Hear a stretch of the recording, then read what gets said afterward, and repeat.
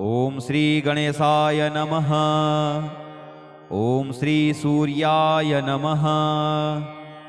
अथ आदित्य हृदय स्तोत्रम् विनियोगः। ओम अस्य श्री आदित्य हृदय स्तोत्र मंत्रस्य श्री अगस्त्य ऋषिः अनुष्टुप् छन्दः श्री आदित्य हृदय भूतो भगवान ब्रह्मा देवताः। ओम बीजं रश्मिमतेरिति शक्तिः। ओम तत्सवितुरित्यादि गायत्री कीलकम् निरस्ताशेष विघ्नतया ब्रह्म विद्या सिद्धौ सर्वत्र जय सिद्धौ च पाठे विनियोगः। ओम श्री सूर्याय नमः। अथ स्तोत्रम् ततो युद्ध परिश्रान्तं समरे चिन्तया स्थितं रावणं चाग्रतो दृष्ट्वा युद्धाय समुपस्थितं दैवतैश्च समागम्य दृष्टुमभ्यागतो रणम् उपगम्याब्रवीद् रामम् अगस्त्यो भगवान् ऋषिः। राम राम महाबाहो शृणु गुह्यं सनातनम् येन सर्वान् नरीन् वत्स समरे विजयिष्यसि। आदित्य हृदयं पुण्यं सर्वशत्रुविनाशनम् जयावहं जपे नित्यम् अक्षयं परमं शिवम् सर्वमङ्गलमाङ्गल्यं सर्वपापप्रणाशनम् चिन्ताशोकप्रशमनम् आयुर्वर्धनमुत्तमम् रश्मिमन्तं समुद्यन्तं देवासुरनमस्कृतं पूजयस्व विवस्वन्तं भास्करं भुवनेश्वरं सर्वदेवात्मको येष तेजस्वी रश्मिभावनः एष देवासुरगणान् लोकान् पाति गभस्तिभिः। एष ब्रह्मा च विष्णुश्च शिवः स्कन्दः प्रजापतिः महेन्द्रो धनदः कालो यमः सोमो अपाम्पतिः पितरो वसवः साध्याश्विनौ मरुतो मनुः वायुर्वह्निः प्रजा प्राण ऋतुकर्ता प्रभाकरः आदित्यः सविता सूर्यः खगः पूषा गभस्तिमान् सुवर्णसदृशो भानुर्हिरण्यरेता दिवाकरः हरिदस्वः सहस्रार्चिः सप्तसप्तिर्मरीचिमान् तिमिरोन्मथनः शम्भुस्त्वष्टा मार्ताण्डयंशुमान् हिरण्यगर्भः शिशिरस्तपनो भास्करो रविः अग्निर्गर्भोदितेः पुत्रः शङ्खः शिशिरनाशनः व्योमनाथस्तमो भेदी ऋग्यजुः सामपारगः घनवृष्टिरपां मित्रो विन्ध्यवीथीप्लवङ्गमः आतपी मण्डली मृत्युः पिङ्गलः सर्वतापनः कविर्विश्वो महातेजाः रक्तः सर्वभवोद्भवः नक्षत्रग्रहताराणामधिपो विश्वभावनः तेजसामपि तेजस्वी द्वादशात्मन्नमोऽस्तु ते। नमः पूर्वाय गिरये पश्चिमायाद्रये नमः ज्योतिर्गणानां पतये दीनाधिपतये नमः जयाय जयभद्राय हर्यस्वाय नमो नमः। नमो नमः सहस्रांशो आदित्याय नमो नमः। नम उग्राय वीराय सारंगाय नमो नमः। नमः पद्मप्रबोधाय मार्ताण्डाय नमो नमः। ब्रह्मेशानाच्युतेशाय सूर्याय आदित्यवर्चसे भास्वते सर्वभक्ष्याय रौद्राय वपुषे नमः। तमोघ्नाय हिमघ्नाय शत्रुघ्नायामितात्मने कृतघ्नघ्नाय देवाय ज्योतिषां पतये नमः। तप्तचामीकराभाय वह्नये विश्वकर्मणे नमस्तमोभिनिघ्नाय रुचये लोकसाक्षिणे नाशयत्ते स वैभूतं तदेव सृजति प्रभुः पायत्ते स तपत्ते स वर्षत्ते स गभस्तिभिः एष सुप्तेषु जागर्ति भूतेषु परिनिष्ठितः एष चैवाग्निहोत्रं च फलं चैवाग्निहोत्रिणां वेदाश्च कृतवश्चैव क्रतूनां फलमेव च यानि कृत्यानि लोकेषु सर्व एष रविः प्रभुः। अथ फलश्रुतिः एनमापत्सु कृच्छ्रेषु कान्तारेषु भयेषु च कीर्तयन् पुरुषः कश्चिन्नावसीदति राघव पूजयस्वेनमेकाग्रो देवदेवं जगत्पतिम् एतत् त्रिगुणितं जप्त्वा युद्धेषु विजयिष्यसि अस्मिन् क्षणे महाबाहो रावणं त्वं वधिष्यसि। एवमुक्ता तदागस्त्यो जगाम च यथागतम् एतत् श्रुत्वा महातेजा नष्टशोको भवत्तदा धारयामास सुप्रीतो राघवः प्रियतात्मवान् आदित्यं प्रेक्ष्य जप्त्वा तु परमहर्षमवाप्तवान् त्रिराचम्य शुचिर्भूत्वा धनुरादाय वीर्यवान् रावणं प्रेक्ष्य हृष्टात्मा युद्धाय समुपागतम् सर्वयत्नेन महता वधे तस्य धृतोऽभवत्। अथ रविर्वदन्निरीक्ष्य रामं मुदितमनाः परमं प्रहस्यमाणः निशिचरपतिसंशयं विदित्वा सुरगणमध्यगतो वचस्त्वरेति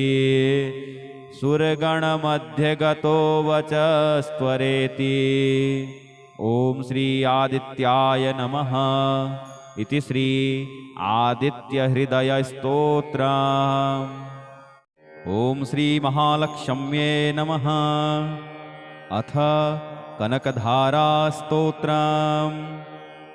ॐ अङ्गमहरेः पुलकभूषणमाश्रयन्ति भृङ्गाङ्गनेव मुकुलाभरणं तमालम् अङ्गीकृताखिलविभूतिरपाङ्गलीला माङ्गल्यदास्तु मम मङ्गलदेवतायाः मुग्धा मुहुरविदधति वदने मुरारेः प्रेमत्रपाप्रणहितानि गतागतानि मालादृशोर्मधुकरीव महोत्पलेया सा मे श्रियं दिशतु सागरसम्भवायाः विश्वामरेन्द्रपदविभ्रमदानदक्ष्यम् आनन्दहेतुरधिकं मुरविद्विषोऽपि ईसन्निसीदतु मयि क्षणमीक्षणार्धम् इन्दीवरोदरसहोदरमिन्दिरायाः आमीलिताक्षमधिगम्य मुदा मुकुन्दम् आनन्दकन्दमनिमेषमनङ्गतन्त्रम् आकेकरस्थितकनीनिकपक्ष्मनेत्रम् भूते भवेन् मम भुजङ्गशयनाङ्गनायाः बाह्यान्तरे मधुजितः श्रुतकौस्तुभेया हारावलीवहरनीलमयी विभाति कामप्रदा भगवतोऽपि कटाक्षमाला कल्याणमावहतु मे कमलालयायाः कालाम्बुदालिललितो रसिकैटभारेः धाराधरे स्फुरति या तडिदङ्गनेव मातुः समस्तजगतां महनीयमूर्तिः भद्राणि मे दिशतु भार्गवनन्दनायाः प्राप्तं पदं प्रथमतः खलु यत्प्रभावात् माङ्गल्यभाजिमधुमाथिनि मन्मथेन मय्यापतेत्तदिह मन्थरमीक्षणार्धम् मन्दालसं च मकरालयकन्यकायाः दद्यादयानुपवनो द्रविणाम्बुधाराम् अस्मिन्न किञ्चन विहङ्गसि सौविषण्ये दुष्कर्मघर्ममपनीय चिराय दूरं नारायणप्रणयिनी नयनाम्बुवाहः इष्टाविशिष्टमतयोऽपि यया दयार्द्र दृष्ट्यात्रविष्टपपदं सुलभं लभन्ते दृष्टिः प्रहष्टकमलोदरदीप्तिरिष्टां पुष्टिं प्रशिष्ट मम पुष्करविष्टरायाः गीर्देवतेति गरुडध्वजसुन्दरीति शाकम्भरीति शशिशेखरवल्लभेति सृष्टिस्थितिप्रलयकेलिषु संस्थितायै तस्यै नमस्त्रिभुवनैकगुरोस्तरुण्यै श्रुत्यै नमोऽस्तु शुभकर्मफलप्रसूत्यै रत्यै नमोऽस्तु रमणीयगुणार्णवायै शक्त्यै नमोऽस्तु शतपत्रनिकेतनायै पुष्ट्यै नमोऽस्तु पुरुषोत्तमवल्लभायै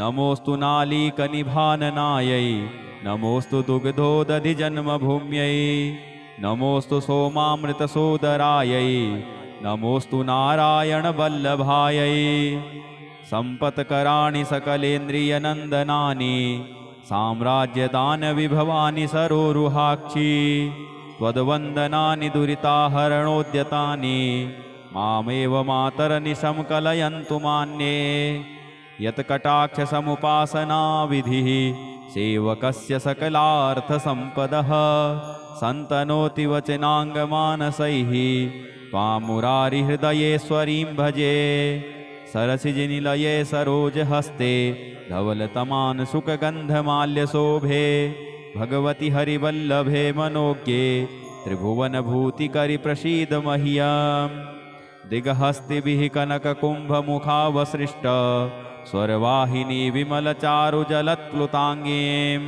प्रातर्नमामि जगतां जननीमशेष लोकाधिनाथ गृहिणीममृताब्धिपुत्रीं कमले कमलाक्ष्यवल्लभे त्वं करुणापूरतरङ्गितैरपाङ्गैः अवलोकय माम किञ्चनानां प्रथमं पात्रमकृत्रिमं दयायाः स्तुवन्ति ये स्तुतिभिरमीभिरन्वहं त्रयीमयीं त्रिभुवनमातरं रमां गुणाधिका गुरुतर भाग्यभागिनो भवन्ति ते भुवि बुधभाविताशयाः इति श्रीमत्शङ्कराचार्यकृतं श्रीकनकधारास्तोत्रम् अथ आदित्यहृदयस्तोत्रम् विनियोगः ओम अस्य श्री आदित्यहृदयस्तोत्रमन्त्रस्य श्री अगस्त्यऋषिः अनुष्टुप् छन्दः श्री आदित्यहृदयभूतो भगवान् ब्रह्मादेवताः ओम बीजं रश्मिमतेरिति शक्तिः ओम तत्सवितुरित्यादि गायत्री कीलकं निरस्ताशेषविघ्नतया ब्रह्मविद्यासिद्धौ सर्वत्र जयसिद्धौ च पाठे विनियोगः ओम श्री सूर्याय नमः अथ स्तोत्रम् ततो युद्धपरिश्रान्तं समरे चिन्तया स्थितं रावणं चाग्रतो दृष्ट्वा युद्धाय समुपस्थितं दैवतैश्च समागम्य द्रष्टुमभ्यागतो रणम् उपगम्याब्रवीद् रामम् अगस्त्यो भगवान् ऋषिः राम राम महाबाहो शृणु गुह्यं सनातनम् येन सर्वान्नरीन् वत्स समरे विजयिष्यसि आदित्यहृदयं पुण्यं सर्वशत्रुविनाशनं जयावहं जपे नित्यं अक्षयं परमं शिवं सर्वमङ्गलमाङ्गल्यं सर्वपापप्रणाशनं चिन्ताशोकप्रशमनम् आयुर्वर्धनमुत्तमम् रश्मिमन्तं समुद्यन्तं देवासुरनमस्कृतं पूजयस्व विवस्वन्तं भास्करं भुवनेश्वरं सर्वदेवात्मको येष तेजस्वी रश्मिभावनः एष देवासुरगणान् लोकान् पाति गभस्तिभिः एष ब्रह्मा च विष्णुश्च शिवः स्कन्दः प्रजापतिः महेन्द्रो धनदः कालो यमः सोमो अपां पतिः पितरो वसवः साध्याश्विनौ मरुतो मनुः वायुर्वह्निः प्रजा प्राण ऋतुकर्ता प्रभाकरः आदित्यः सविता सूर्यः खगः पूषा गभस्तिमान् सुवर्णसदृशो भानुर्हिरण्यरेता दिवाकरः हरिदस्वः सहस्रार्चिः सप्तसप्तिर्मरीचिमान् तिमिरोन्मथनः शम्भुस्त्वष्टा मार्ताण्डयन्सुमान् हिरण्यगर्भः शिशिरस्तपनो भास्करो रविः अग्निर्गर्भोदितेः पुत्रः शङ्खः शिशिरनाशनः व्योमनाथस्तमो भेदी ऋग्जजुः सामपारगः घनवृष्टिरपां मित्रो विन्ध्यवीथिप्लवङ्गमः आतपी मण्डली मृत्युः पिङ्गलः सर्वतापनः कविर्विश्वो महातेजाः रक्तः सर्वभवोद्भवः नक्षत्रग्रहताराणामधिपो विश्वभावनः तेजसामपि तेजस्वी द्वादशात्मन्नमोऽस्तु ते नमः पूर्वाय गिरये पश्चिमायाद्रये नमः ज्योतिर्गणानां पतये दीनाधिपतये नमः जयाय जयभद्राय हर्यस्वाय नमो नमः नमो नमः सहस्रांशो आदित्याय नमो नमः नम उग्राय वीराय सारंगाय नमो नमः नमः पद्मप्रबोधाय मार्ताण्डाय नमो नमः ब्रह्मेशानाच्युतेशाय सूर्यायादित्यवर्चसे भास्वते सर्वभक्ष्याय रौद्राय वपुषे नमः तमोघ्नाय हिमघ्नाय शत्रुघ्नायामितात्मने कृतघ्नघ्नाय देवाय ज्योतिषां पतये नमः तप्तचामीकराभाय वह्नये विश्वकर्मणे नमस्तमोभिनिघ्नाय रुचये लोकसाक्षिणे नाशयत्ते स वैभूतं तदेव सृजति प्रभुः पायत्ते स तपत्ते स वर्षत्ते स गभस्तिभिः एष सुप्तेषु जागर्ति भूतेषु परिनिष्ठितः एष चैवाग्निहोत्रं च फलं चैवाग्निहोत्रिणां वेदाश्च कृतवश्चैव क्रतूनां फलमेव च यानि कृत्यानि लोकेषु सर्व एष रविः प्रभुः अथ फलश्रुतिः एनमापत्सु कृच्छ्रेषु कान्तारेषु भयेषु च कीर्तयन् पुरुषः कश्चिन्नावसीदति राघव पूजयस्वेनमेकाग्रो देवदेवं जगत्पतिम् एतत् त्रिगुणितं जप्त्वा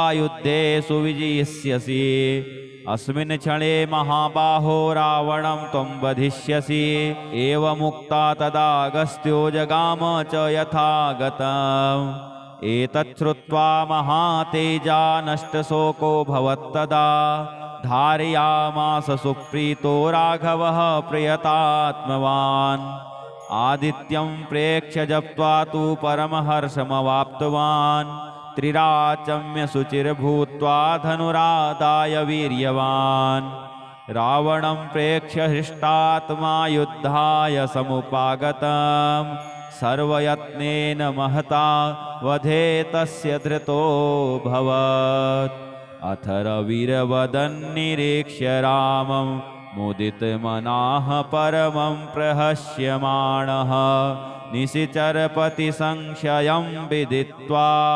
सुरगणमध्यगतो वचस्त्वरेति सुरगणमध्यगतो वचस्त्वरेति ॐ श्री आदित्याय नमः इति श्री आदित्यहृदयस्तोत्रम् ॐ श्री महालक्ष्म्ये नमः अथ कनकधारास्तोत्रम् ॐ अङ्गमहरेः पुलकभूषणमाश्रयन्ती भृङ्गाङ्गनेव मुकुलाभरणं तमालम् अङ्गीकृताखिलविभूतिरपाङ्गलीला माङ्गल्यदास्तु मम मङ्गलदेवतायाः मुग्धा मुहुरविदधति वदने मुरारेः प्रेमत्रपाप्रणहितानि गतागतानि मालादृशोर्मधुकरीव महोत्पलेया सा मे श्रियं दिशतु सागरसम्भवायाः विश्वामरेन्द्रपदविभ्रमदानदक्ष्यम् आनन्दहेतुरधिकं मुरविद्विषोऽपि ईसन्निसीदतु मयि क्षणमीक्षणार्धम् इन्दीवरोदरसहोदरमिन्दिरायाः आमीलिताक्षमधिगम्य मुदा मुकुन्दम् आनन्दकन्दमनिमेषमनङ्गतन्त्रम् आकेकरस्थितकनीनिकपक्ष्मनेत्रम् भूते भवेन् मम भुजङ्गशयनाङ्गनायाः बाह्यान्तरे मधुजितः श्रितकौस्तुभेया हारावलीवहरनीलमयी विभाति कामप्रदा भगवतोऽपि कटाक्षमाला कल्याणमावहतु मे कमलालयायाः कालाम्बुदालिललितो रसिकैटभारेः धाराधरे स्फुरति या तडिदङ्गनेव मातुः समस्तजगतां महनीयमूर्तिः भद्राणि मे दिशतु भार्गवनन्दनायाः प्राप्तं पदं प्रथमतः खलु यत्प्रभावात् माङ्गल्यभाजिमधुमाथिनि मन्मथेन मय्यापतेत्तदिह मन्थरमीक्षणार्धं मन्दालसं च मकरालयकन्यकायाः दद्यादयानुपवनो द्रविणाम्बुधाराम् अस्मिन्न किञ्चन विहङ्गसि सौविषण्ये दुष्कर्मघर्ममपनीय चिराय दूरं नारायण प्रणयिनी नयनाम्बुवाहः इष्टाविशिष्टमतयोऽपि यया दयार्द्र दृष्ट्यात्र विष्टपपदं सुलभं लभन्ते दृष्टिः प्रहष्टकमलोदरदीप्तिरिष्टां पुष्टिं प्रशिष्ट मम पुष्करविष्टरायाः गीर्देवतेति गरुडध्वजसुन्दरीति शाकम्भरीति शशिशेखरवल्लभेति सृष्टिस्थितिप्रलयकेलिसुसंस्थितायै तस्यै नमस्त्रिभुवनैकगुरोस्तरुण्यै श्रुत्यै नमोऽस्तु शुभकर्मफलप्रसूत्यै रत्यै नमोऽस्तु रमणीयगुणार्णवायै शक्त्यै नमोऽस्तु शतपत्रनिकेतनायै पुष्ट्यै नमोऽस्तु पुरुषोत्तमवल्लभायै नमोऽस्तु नालीकनिभाननायै नमोऽस्तु दुग्धोदधिजन्मभूम्यै नमोऽस्तु सोमामृतसोदरायै नमोऽस्तु नारायणवल्लभायै सम्पत्कराणि सकलेन्द्रियनन्दनानि साम्राज्यदानविभवानि सरोरुहाक्षी त्वद्वन्दनानि दुरिताहरणोद्यतानि मामेव मातरनिशं कलयन्तु मान्ये यत्कटाक्षसमुपासनाविधिः सेवकस्य सकलार्थसम्पदः सन्तनोति वचनाङ्गमानसैः त्वामुरारिहृदयेश्वरीं भजे सरसिजनिलये सरोजहस्ते धवलतमान् सुखगन्धमाल्यशोभे भगवति हरिवल्लभे मनोज्ञे त्रिभुवनभूतिकरि प्रसीद मह्यम् दिगहस्तिभिः कनककुम्भमुखावसृष्ट स्वरवाहिनी विमलचारुजलत्प्लुताङ्गीं प्रातर्नमामि जगतां जननीमशेष लोकाधिनाथगृहिणीममृताब्धिपुत्रीं कमले कमलाक्षवल्लभे त्वं करुणापूरतरङ्गितैरपाङ्गैः अवलोकय माम किञ्चनानां प्रथमं पात्रमकृत्रिमं दयायाः स्तुवन्ति ये स्तुतिभिरमीभिरन्वहं त्रयीमयीं त्रिभुवनमातरं रमां गुणाधिका गुरुतर भाग्यभागिनो भवन्ति ते भुवि बुधभाविताशयाः इति श्रीमत्शङ्कराचार्यकृतं श्रीकनकधारास्तोत्रम् अथ आदित्यहृदयस्तोत्रम् विनियोगः ओम अस्य श्री आदित्यहृदयस्तोत्रमन्त्रस्य श्री अगस्त्यऋषिः अनुष्टुप् छन्दः श्री आदित्यहृदयभूतो भगवान् ब्रह्मादेवताः ओम बीजं रश्मिमतेरिति शक्तिः ओम तत्सवितुरित्यादि गायत्री कीलकं निरस्ताशेषविघ्नतया ब्रह्मविद्यासिद्धौ सर्वत्र जयसिद्धौ च पाठे विनियोगः ओम श्री सूर्याय नमः। अथ स्तोत्रम् ततो युद्धपरिश्रान्तं समरे चिन्तया स्थितं रावणं चाग्रतो दृष्ट्वा युद्धाय समुपस्थितं दैवतैश्च समागम्य द्रष्टुमभ्यागतो रणम् उपगम्याब्रवीद् रामम् अगस्त्यो भगवान् ऋषिः राम राम महाबाहो शृणु गुह्यं सनातनम् येन सर्वान् नरीन् वत्स समरे विजयिष्यसि आदित्यहृदयं पुण्यं सर्वशत्रुविनाशनं जयावहं जपे नित्यम् अक्षयं परमं शिवम् सर्वमङ्गलमाङ्गल्यं सर्वपापप्रणाशनं चिन्ताशोकप्रशमनम् आयुर्वर्धनमुत्तमम् रश्मिमन्तं समुद्यन्तं देवासुरनमस्कृतं पूजयस्व विवस्वन्तं भास्करं भुवनेश्वरं सर्वदेवात्मको येष तेजस्वी रश्मिभावनः एष देवासुरगणान् लोकान् पाति गभस्तिभिः एष ब्रह्मा च विष्णुश्च शिवः स्कन्दः प्रजापतिः महेन्द्रो धनदः कालो यमः सोमो अपां पतिः पितरो वसवः साध्याश्विनौ मरुतो मनुः वायुर्वह्निः प्रजा प्राण ऋतुकर्ता प्रभाकरः आदित्यः सविता सूर्यः खगः पूषा गभस्तिमान् सुवर्णसदृशो भानुर्हिरण्यरेता दिवाकरः हरिदस्वः सहस्रार्चिः सप्तसप्तिर्मरीचिमान्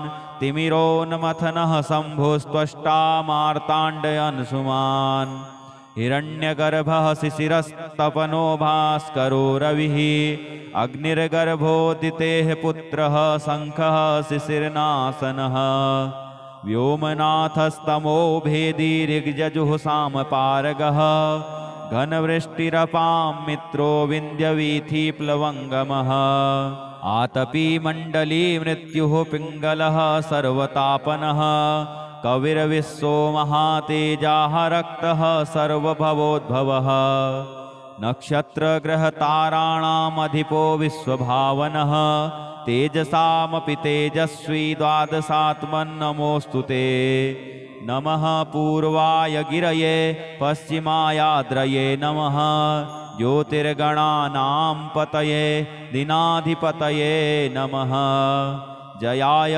जयभद्राय हर्यस्वाय नमो नमः नमो नमः सहस्रांशो आदित्याय नमो नमः नम उग्राय वीराय सारंगाय नमो नमः नमः पद्मप्रबोधाय मार्ताण्डाय नमो नमः ब्रह्मेशानाच्युतेशाय सूर्यायादित्यवर्चसे भास्वते सर्वभक्ष्याय रौद्राय वपुषे नमः तमोघ्नाय हिमघ्नाय शत्रुघ्नायामितात्मने कृतघ्नघ्नाय देवाय ज्योतिषां पतये नमः तप्तचामीकराभाय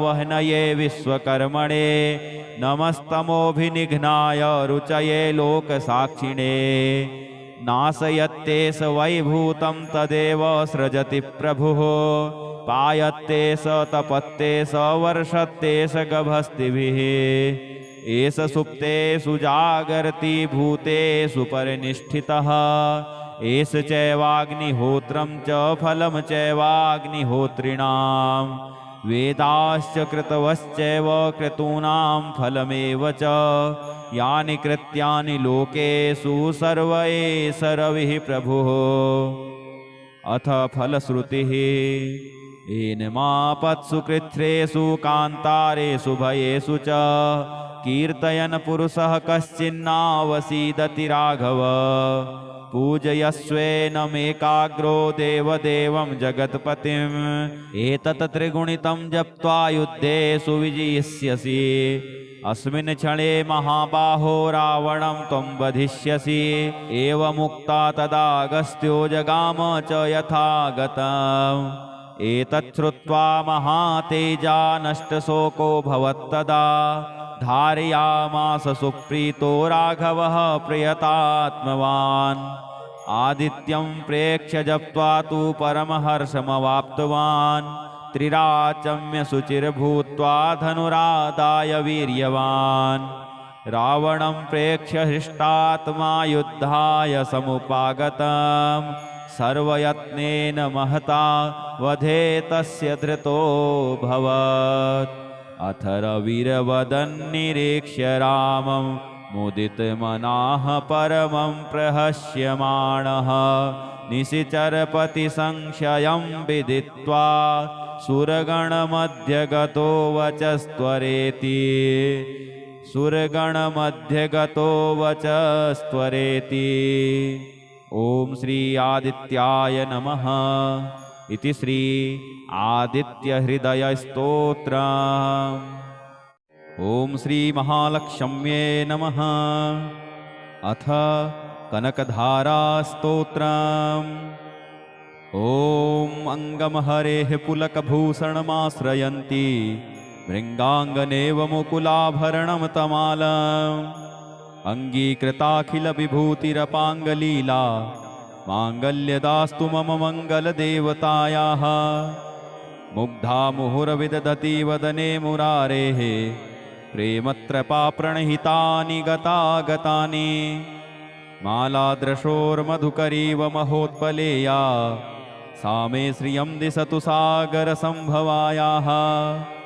विश्वामरेन्द्रपदविभ्रमदानदक्ष्यम् आनन्दहेतुरधिकं मुरविद्विषोऽपि। ईसन्निसीदतु मयि क्षणमीक्षणार्धम् इन्दीवरोदरसहोदरमिन्दिरायाः। आमीलिताक्षमधिगम्य मुदा मुकुन्दम् आनन्दकन्दमनिमेषमनङ्गतन्त्रम्। आकेकरस्थितकनीनिकपक्ष्मनेत्रम् भूते भवेन् मम भुजङ्गशयनाङ्गनायाः। बाह्यान्तरे मधुजितः श्रितकौस्तुभेया हारावलीवहरनीलमयी विभाति। कामप्रदा भगवतोऽपि कटाक्षमाला कल्याणमावहतु मे कमलालयायाः। कालाम्बुदालिललितो रसिकैटभारेः धाराधरे स्फुरति या तडिदङ्गनेव। मातुः समस्तजगतां महनीयमूर्तिः भद्राणि मे दिशतु भार्गवनन्दनायाः। प्राप्तं पदं प्रथमतः खलु यत्प्रभावात् माङ्गल्यभाजि मधुमाथिनि मन्मथेन। मय्यापतेत्तदिह मन्थरमीक्षणार्धम् मन्दालसं च मकरालयकन्यकायाः। दद्यादयानुपवनो द्रविणाम्बुधाराम् अस्मिन्न किञ्चन विहङ्गसि सौविषण्ये। दुष्कर्मघर्ममपनीय चिराय दूरं नारायण प्रणयिनी नयनाम्बुवाहः। इष्टाविशिष्टमतयोऽपि यया दयार्द्र दृष्ट्यात्रविष्टपपदं सुलभं लभन्ते। दृष्टिः प्रहष्टकमलोदरदीप्तिरिष्टां पुष्टिं प्रशिष्ट मम पुष्करविष्टरायाः। गीर्देवतेति गरुडध्वजसुन्दरीति शाकम्भरीति शशिशेखरवल्लभेति। सृष्टिस्थितिप्रलयकेलिषु संस्थितायै तस्यै नमस्त्रिभुवनैकगुरोस्तरुण्यै। श्रुत्यै नमोऽस्तु शुभकर्मफलप्रसूत्यै रत्यै नमोऽस्तु रमणीयगुणार्णवायै। शक्त्यै नमोऽस्तु शतपत्रनिकेतनायै पुष्ट्यै नमोऽस्तु पुरुषोत्तमवल्लभायै। नमोऽस्तु नालीकनिभाननायै नमोऽस्तु दुग्धोदधिजन्मभूम्यै। नमोऽस्तु सोमामृतसोदरायै नमोऽस्तु नारायणवल्लभायै। सम्पत्कराणि सकलेन्द्रियनन्दनानि साम्राज्यदानविभवानि सरोरुहाक्षी। त्वद्वन्दनानि दुरिताहरणोद्यतानि मामेव मातरनिशं कलयन्तु मान्ये। यत्कटाक्षसमुपासनाविधिः सेवकस्य सकलार्थसम्पदः सन्तनोति वचनाङ्गमानसैः त्वां मुरारिहृदयेश्वरीं भजे। सरसिजनिलये सरोजहस्ते धवलतमान् सुखगन्धमाल्यशोभे भगवति हरिवल्लभे मनोज्ञे त्रिभुवनभूतिकरि प्रसीद मह्यम्। दिगहस्तिभिः कनककुम्भमुखावसृष्ट स्वरवाहिनी विमलचारुजलत्प्लुताङ्गीं। प्रातर्नमामि जगतां जननीमशेष लोकाधिनाथ गृहिणीममृताब्धिपुत्रीम्। कमले कमलाक्ष्यवल्लभे त्वं करुणापूरतरङ्गितैरपाङ्गैः अवलोकय माम किञ्चनानां प्रथमं पात्रमकृत्रिमं दयायाः स्तुवन्ति ये स्तुतिभिरमीभिरन्वः त्रयीमयीं त्रिभुवनमातरं नमां गुणाधिका गुरुतर भाग्यभागिनो भवन्ति ते भुवि बुधभाविताशयाः इति श्रीमत्शङ्कराचार्यकृतं श्रीकनकधारास्तोत्रम्। अथ आदित्यहृदयस्तोत्रम्। विनियोगः। ओम अस्य श्री आदित्यहृदयस्तोत्रमन्त्रस्य श्री अगस्त्यऋषिः अनुष्टुप् छन्दः। श्री आदित्यहृदयभूतो भगवान् ब्रह्मादेवताः। ओम बीजं रश्मिमतेरिति शक्तिः। ओम तत्सवितुरित्यादि गायत्री कीलकं निरस्ताशेषविघ्नतया ब्रह्मविद्यासिद्धौ सर्वत्र जयसिद्धौ च पाठे विनियोगः। ओम श्री सूर्याय नमः। अथ स्तोत्रम्। ततो युद्धपरिश्रान्तं समरे चिन्तया स्थितं रावणं चाग्रतो दृष्ट्वा युद्धाय समुपस्थितं दैवतैश्च समागम्य द्रष्टुमभ्यागतो रणम् उपगम्याब्रवीद् रामम् अगस्त्यो भगवान् ऋषिः। राम राम महाबाहो शृणु गुह्यं सनातनम् येन सर्वान्नरीन् वत्स समरे विजयिष्यसि। आदित्यहृदयं पुण्यं सर्वशत्रुविनाशनं जयावहं जपे नित्यं अक्षयं परमं शिवं सर्वमङ्गलमाङ्गल्यं सर्वपापप्रणाशनं चिन्ताशोकप्रशमनम् आयुर्वर्धनमुत्तमम् रश्मिमन्तं समुद्यन्तं देवासुरनमस्कृतं पूजयस्व विवस्वन्तं भास्करं भुवनेश्वरं सर्वदेवात्मको येष तेजस्वी रश्मिभावनः एष देवासुरगणान् लोकान् पाति गभस्तिभिः। एष ब्रह्मा च विष्णुश्च शिवः स्कन्दः प्रजापतिः महेन्द्रो धनदः कालो यमः सोमो अपां पतिः। पितरो वसवः साध्याश्विनौ मरुतो मनुः वायुर्वह्निः प्रजा प्राण ऋतुकर्ता प्रभाकरः। आदित्यः सविता सूर्यः खगः पूषा गभस्तिमान् सुवर्णसदृशो भानुर्हिरण्यरेता दिवाकरः। हरिदस्वः सहस्रार्चिः सप्तसप्तिर्मरीचिमान् तिमिरोन्मथनः शम्भुस्त्वष्टा मार्ताण्डयन्सुमान् हिरण्यगर्भः शिशिरस्तपनो भास्करो रविः अग्निर्गर्भोदितेः पुत्रः शङ्खः शिशिरनाशनः व्योमनाथस्तमो भेदी ऋग्यजुः सामपारगः घनवृष्टिरपां मित्रो विन्द्यवीथि प्लवङ्गमः आतपी मण्डली मृत्युः पिङ्गलः सर्वतापनः कविर्विश्वो महातेजाः रक्तः सर्वभवोद्भवः नक्षत्रग्रहताराणामधिपो विश्वभावनः तेजसामपि तेजस्वी द्वादशात्मन्नमोऽस्तु ते। नमः पूर्वाय गिरये पश्चिमायाद्रये नमः ज्योतिर्गणानां पतये दीनाधिपतये नमः जयाय जयभद्राय हर्यस्वाय नमो नमः। नमो नमः सहस्रांशो आदित्याय नमो नमः। नम उग्राय वीराय सारंगाय नमो नमः। नमः पद्मप्रबोधाय मार्ताण्डाय नमो नमः। ब्रह्मेशानाच्युतेशाय सूर्यायादित्यवर्चसे भास्वते सर्वभक्ष्याय रौद्राय वपुषे नमः। तमोघ्नाय हिमघ्नाय शत्रुघ्नायामितात्मने कृतघ्नघ्नाय देवाय ज्योतिषां पतये नमः। तप्तचामीकराभाय वह्नये विश्वकर्मणे नमस्तमोभिनिघ्नाय रुचये लोकसाक्षिणे। नाशयत्ते स वैभूतं तदेव सृजति प्रभुः पायत्ते स तपत्ते स वर्षत्ते स गभस्तिभिः। एष सुप्तेषु जागर्ति भूतेषु परिनिष्ठितः एष चैवाग्निहोत्रं च फलं चैवाग्निहोत्रिणां। वेदाश्च कृतवश्चैव क्रतूनां फलमेव च यानि कृत्यानि लोकेषु सर्व एष रविः प्रभुः। अथ फलश्रुतिः एनमापत्सु कृच्छ्रेषु कान्तारेषु भयेषु च कीर्तयन् पुरुषः कश्चिन्नावसीदति राघव।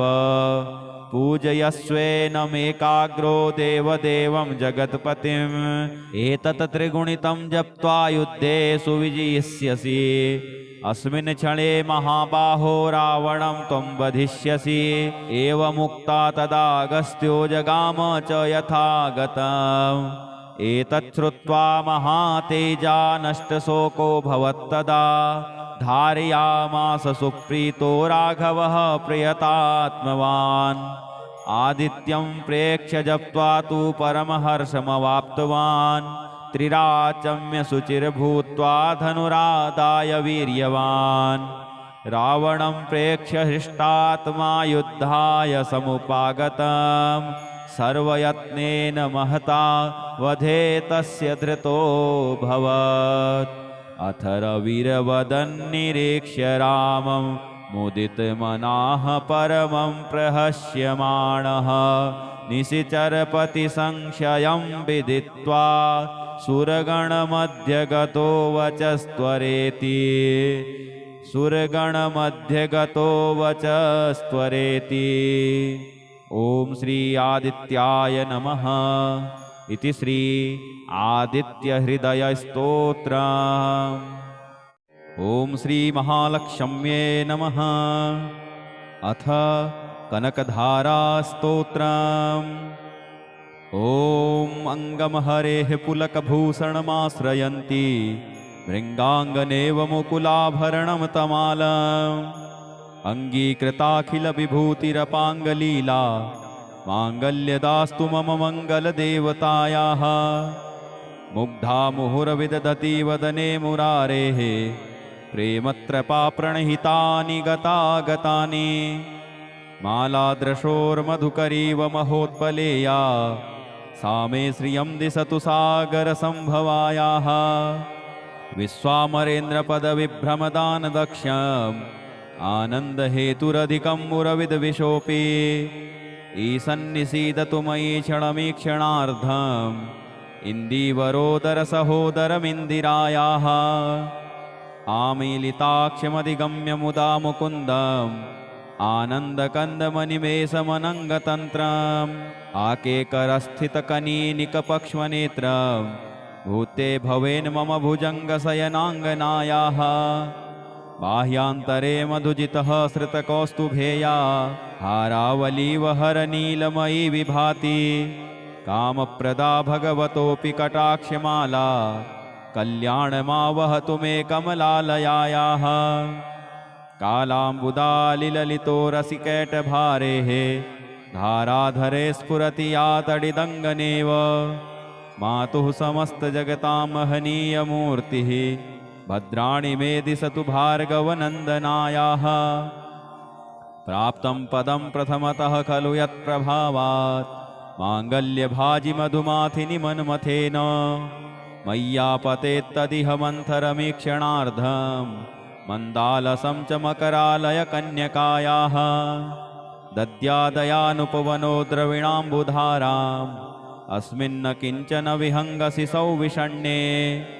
दुष्कर्मघर्ममपनीय चिराय दूरम् नारायणप्रणयिनी नयनाम्बुवाहः। इष्टाविशिष्टमतयोऽपि यया दयार्द्र दृष्ट्यात्र विष्टपपदं सुलभं लभन्ते। दृष्टिः प्रहष्टकमलोदरदीप्तिरिष्टां पुष्टिं प्रशिष्ट मम पुष्करविष्टरायाः गीर्देवतेति गरुडध्वजसुन्दरीति साकम्भरीति शशिशेखरवल्लभेति सृष्टिस्थितिप्रलयकेलिसुसंस्थितायै तस्यै नमस्त्रिभुवनैकगुरोस्तरुण्यै श्रुत्यै नमोऽस्तु शुभकर्मफलप्रसूत्यै रत्यै नमोऽस्तु रमणीयगुणार्णवायै शक्त्यै नमोऽस्तु शतपत्रनिकेतनायै पुष्ट्यै नमोऽस्तु पुरुषोत्तमवल्लभायै नमोऽस्तु नालीकनिभाननायै नमोऽस्तु दुग्धोदधिजन्मभूम्यै नमोऽस्तु सोमामृतसोदरायै नमोऽस्तु नारायणवल्लभायै सम्पत्कराणि सकलेन्द्रियनन्दनानि साम्राज्यदानविभवानि सरोरुहाक्षी त्वद्वन्दनानि दुरिताहरणोद्यतानि मामेव मातरनिशं कलयन्तु मान्ये यत्कटाक्षसमुपासनाविधिः सेवकस्य सकलार्थसम्पदः सन्तनोति वचनाङ्गमानसैः त्वामुरारिहृदयेश्वरीं भजे सरसिजनिलये सरोजहस्ते धवलतमान् सुखगन्धमाल्यशोभे भगवति हरिवल्लभे मनोज्ञे त्रिभुवनभूतिकरि प्रसीद मह्यम् दिगहस्तिभिः कनककुम्भमुखावसृष्ट स्वरवाहिनी विमलचारुजलत्प्लुताङ्गीं प्रातर्नमामि जगतां जननीमशेष लोकाधिनाथगृहिणीममृताब्धिपुत्रीं कमले कमलाक्ष्यवल्लभे त्वं करुणापूरतरङ्गितैरपाङ्गैः अवलोकय माम किञ्चनानां प्रथमं पात्रमकृत्रिमं दयायाः स्तुवन्ति ये स्तुतिभिरमीभिरन्वहं त्रयीमयीं त्रिभुवनमातरं रमां गुणाधिका गुरुतर भाग्यभागिनो भवन्ति ते भुवि बुधभाविताशयाः इति श्रीमत्शङ्कराचार्यकृतं श्रीकनकधारास्तोत्रम्।